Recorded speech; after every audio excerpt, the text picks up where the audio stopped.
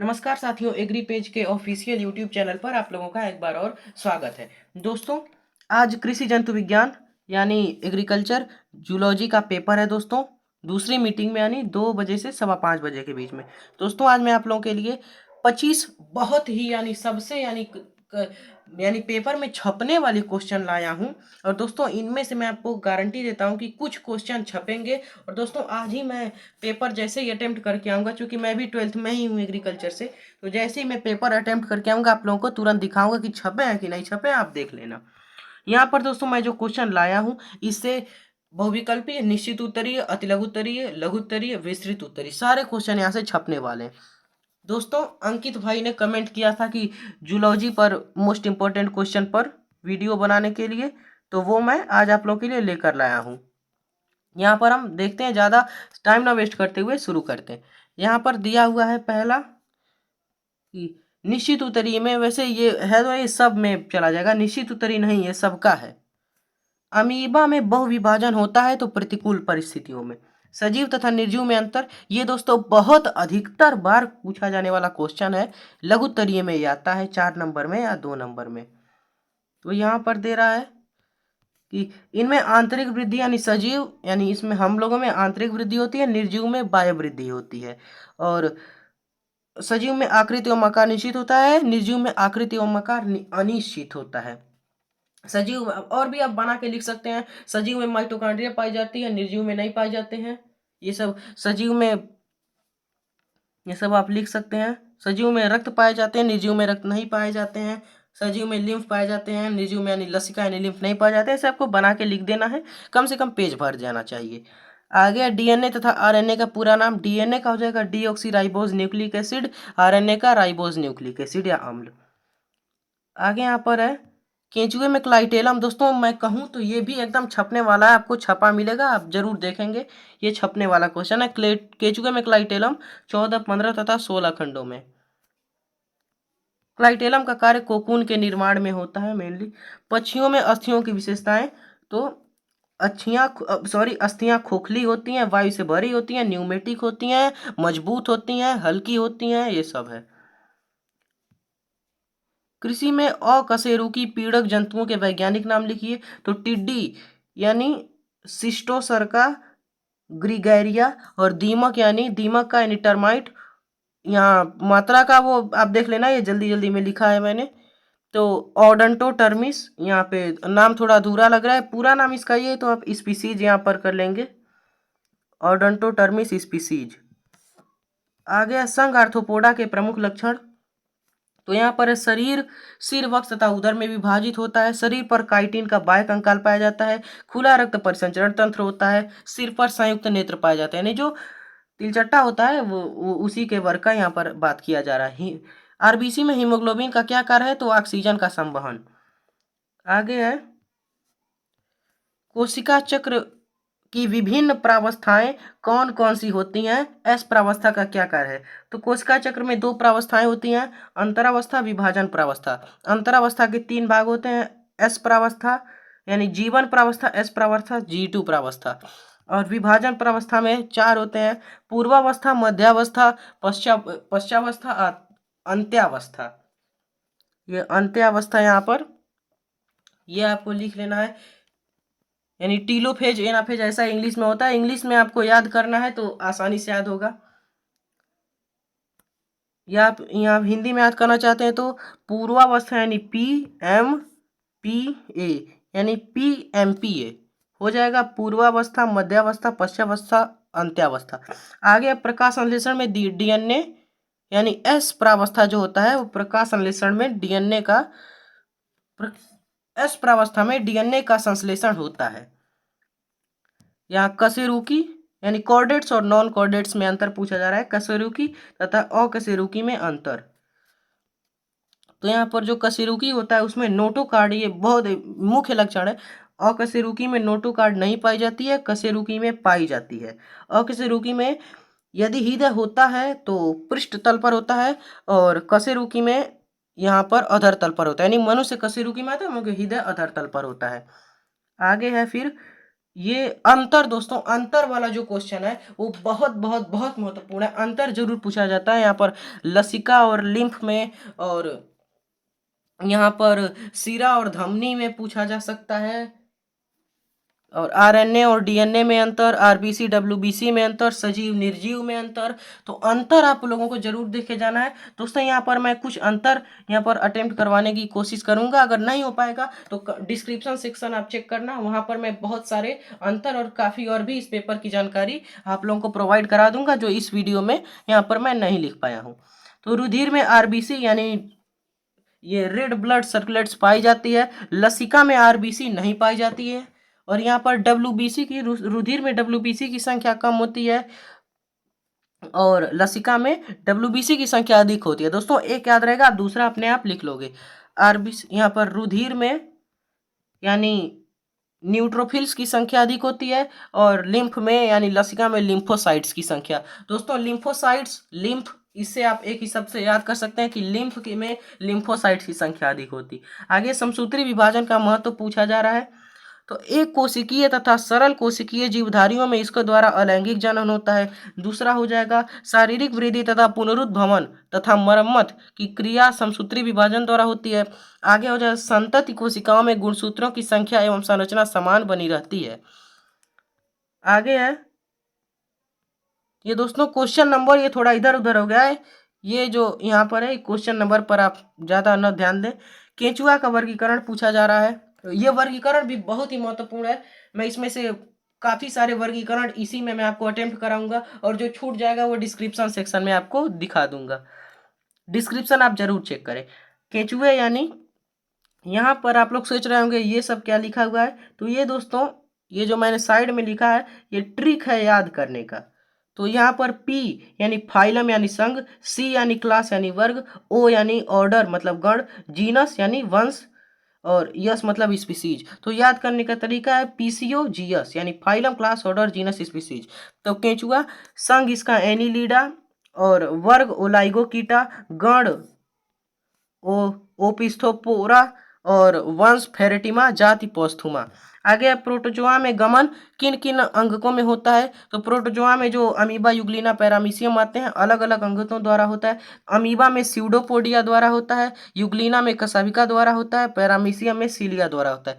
Trick से आपको याद करने का, स्यूडोपोडिया वैसे तो पी होता है स्यूडोपोडिया का, लेकिन उच्चारण एस से ही किया जाता है, तो एस के यस यानी एस के सी यानी स्यूडोपोडिया, कसाभिका और सीलिया, इसके द्वारा होता है। खरगोश में पाई जाने वाली लार ग्रंथियां, तो 4 प्रकार की लार ग्रंथियां जो है वो खरगोश में पाई जाती हैं। उपकर्ण, अधोहनु, अधोनेत्र, अधोजिह्वा। ये सारे क्वेश्चन महत्वपूर्ण है दोस्तों। एबीओ रुधिर वर्गों में कितने जीनोटाइप संभव हैं, तो जीनोटाइप 6 जीनोटाइप संभव हैं। ए डबल बी और AO BO ABOO। तो ये भी आपको जानना जरूरी है। एक और बात मैं आपको बता देता हूँ कि जो ये AB है ये सर्वग्राही ब्लड ग्रुप होता है, यानी सभी ब्लड ग्रुप से यानी सभी से ये ले सकता है। और जो O होता है वो सर्वदाता होता है, यानी सभी को दे सकता है ब्लड ग्रुप ये वाला। आगे है निम्न जंतुओं का वैज्ञानिक नाम लिखिए। दोस्तों ये जो मैं 10 वैज्ञानिक नाम लाया हूँ, ये इसमें से ऐसे तो नहीं आएगा कि, लेकिन जरूर इसमें से वैज्ञानिक नाम लिखने को आएगा। ये आप मेरी वीडियो को काट करके चाहिए तो काट करके रख लें, जरूर इसमें से 1 से 2 का वैज्ञानिक नाम लिखने को आएगा, और 100% आएगा। केंचुआ का फेरेटिमा पोस्थुमा, एस्कैरिस का हो जाएगा एस्कैरिस लुम्ब्रिक्वाइडिस, तिलचट्टा का पेरीप्लैनेटा अमेरिकाना, अमीबा का अमीबा प्रोटियस, पैरामीशियम का पैरामीशियम कोडेटम, घरेलू मक्खी मस्का नेबुला तथा मस्का डोमेस्टिका, और मधुमक्खी एपिस इंडिका, एपिस डोसेटा, एपिस मेलिफेरा। ये यहाँ पे इंडियन हनी बी का है, यही आपको लिखना है एपिस इंडिका। रेशम कीट बॉम्बिक्स मोराई या बॉम्बिक्स मोरी, खरगोश और इक्टोगैलस क्यूनिकुलस, कबूतर कोलम्बा लिविया। दोस्तों खरगोश और कबूतर ये आपको अच्छी तरह से पढ़ लेना है। दोस्तों खरगोश यानी आप में स्तनधारी में खरगोश दिया सिलेबस में, और एवीज में पक्षियों में कबूतर दिया, तो वो आप लोगों को अच्छे से पढ़ लेना है। इसमें से क्वेश्चन जरूर छपेगा लॉन्ग में। अंतर यहाँ पर देखिए, अंतर मैंने बोला था बहुत आता है और इम्पोर्टेंट भी है। आगे है समसूत्री विभाजन तथा अर्धसूत्री विभाजन में अंतर। तो समसूत्री विभाजन कायिक कोशिकाओं में होता है, अर्धसूत्री जनन कोशिकाओं में होता है। समसूत्री के परिणाम स्वरूप या फल स्वरूप वृद्धि होती है और इसमें परिणाम स्वरूप युग्मक बनते हैं। और समसूत्री में क्रोमेटिड्स का विभाजन होता है, अर्धसूत्री में पहले गुणसूत्रों का फिर क्रोमेटिड्स का विभाजन होता है। आगे डीएनए तथा आरएनए में अंतर यहाँ पर पूछा जा रहा है। तो डीएनए जो होता है यहाँ पर देख सकते हैं आप, डीएनए में पॉलीन्यूक्लियोटाइड श्रृंखला से बनता है। आरएनए एक यानी डीएनए 2 पॉलीन्यूक्लियोटाइड श्रृंखला से बनता है और आरएनए एक पॉलीन्यूक्लियोटाइड श्रृंखला से बनता है। आगे है यहाँ पे डीएनए में, ये दोस्तों ये आप नहीं याद करेंगे तभी आपके मन में ये जरूर लिखना है और याद आपको रहेगा, याद नहीं करना पड़ेगा। डीएनए यानी डीऑक्सीराइबोस न्यूक्लिक एसिड, तो इसमें सिंपल सी बात है डीऑक्सीराइबोस शर्करा। और आरएनए में राइबोस शर्करा यानी राइबोस न्यूक्लिक एसिड ये पाई जाती है। इसमें स्वद्विघटन की क्षमता होती है, यानी एक डीएनए से दूसरा डीएनए वो बना सकते हैं। और आरएनए में ऐसा नहीं होता है, आरएनए डीएनए द्वारा ही बनता है। हाँ यहाँ पर है, ये आप देख सकते हैं। वीडियो थोड़ी लंबी हो रही है लेकिन ये दोस्तों बहुत ही कारगर साबित होगी आपके आज के एग्जाम में। और इसका निर्माण डीएनए से होता है जैसा कि मैंने बताया आपको। आगे कौन सा गुणसूत्र केवल नर मानव में पाया जाता है? तो नर मानव में XY गुणसूत्र होता है और ये केवल नर में ही यानी मानव में ही पाया जाता है। Y गुणसूत्र जो होता है वो लिंग निर्धारण यानी जेंडर डिटर्मिनेशन का यही उत्तरदायी होता है। यानी Y अगर मादा में X और X गुणसूत्र पाया जाता है और नर में XY गुणसूत्र पाया जाता है, तो ये जो XY अगर आता है तो नर बनता है और X आता है तो मादा बनती है, यानी मादा का जन्म होता है। आगे है यहाँ पर कॉकरोच का, ये मैंने कहा था वर्गीकरण बहुत महत्वपूर्ण है, बहुत आता है। कॉकरोच का वर्गीकरण संघ आर्थ्रोपोडा, वर्ग इंसेक्टा, गण आर्थ्रोपटेरा, वंश पेरिप्लेनेटा और यहाँ पे जाति अमेरिकाना यानी अमेरिकाना पेरिप्लेनेटा अमेरिकाना, वंश जाति से मिलकर वैज्ञानिक नाम बनता है।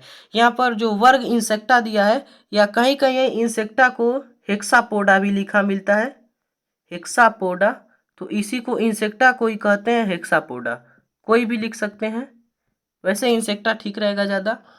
यहाँ पर phylum, class, order, genus, species, परासरण क्या होता है?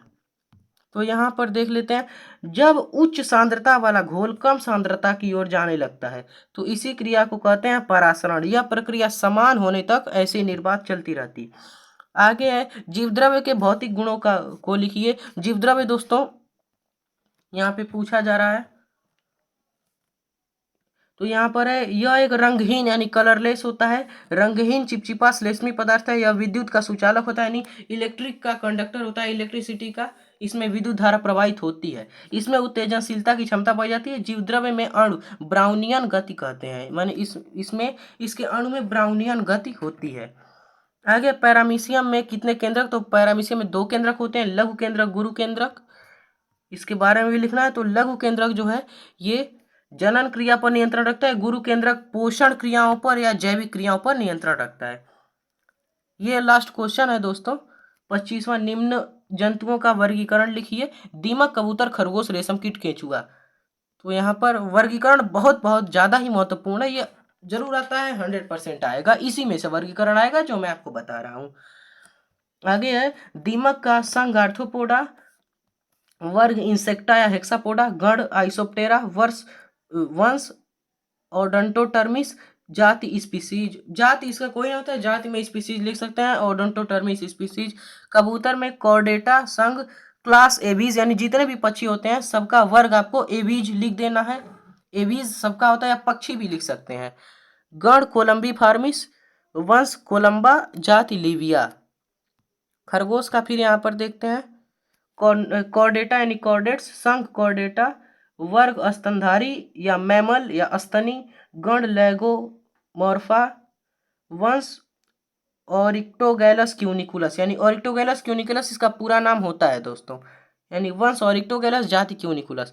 रेशम कीट यहाँ पर फिर दिया है, संघ आर्थ्रोपोडा, वर्ग इंसेक्टा या हेक्सापोडा, गण लेपिडोप्टेरा, वंश बॉम्बिक्स, जाति मोराई। यहाँ पर दो और अंतर मैं आपको दिखाता हूँ, एस्कैरिस और अंतर नहीं, वर्गीकरण, एस्कैरिस और केंचुआ। तो यहाँ पर देख लेते हैं, 1 मिनट। यहाँ पर संघ इसका होता है किसका, केंचुआ का। एनीलिडा इसका संघ होता है, और इसी को एनीलिडा संघ होता है। वर्ग होता है ओलिगोकीटा, गण ओपिस्थोपोरा, वंश फेरेटिमा, जाति पोस्थुमा। एस्कैरिस फिर दिया जाता है दोस्तों कभी कभी नीमेटोडा या एनिलिडा का आपको लक्षण लिखने के लिए जाता है लघुत्तरी में, 4 नंबर वाले में, वो भी आप देख लेंगे। यहाँ के जाति संघ नीमेटोडा या एस्के हेलमेंथीज, इसी को कहते हैं नीमेटोडा या एस्के हेलमेंथीज। और वर्ग फास्मीडिया, गण एस्केरोइडिया, वंश एस्कैरिस, जाति लुम्ब्रिक्वाइडिस। दोस्तों ये पूरा था। दोस्तों डिस्क्रिप्शन सेक्शन में और भी आपको मैं वर्गीकरण और कुछ अंतर दे रहा हूँ, वो आप लोगों को देख लेना है, वो भी काफ़ी महत्वपूर्ण है। दोस्तों all the best for your board exam, मुझे विश्वास है आप जरूर अच्छा करेंगे। तो दोस्तों मिलते हैं 6:30 या 6 बजे के आसपास, जब मैं आज का क्वेश्चन पेपर आपको सॉल्व कराऊंगा। Have a nice day, best of luck. मिलते हैं अगले वीडियो में। Thanks for watching.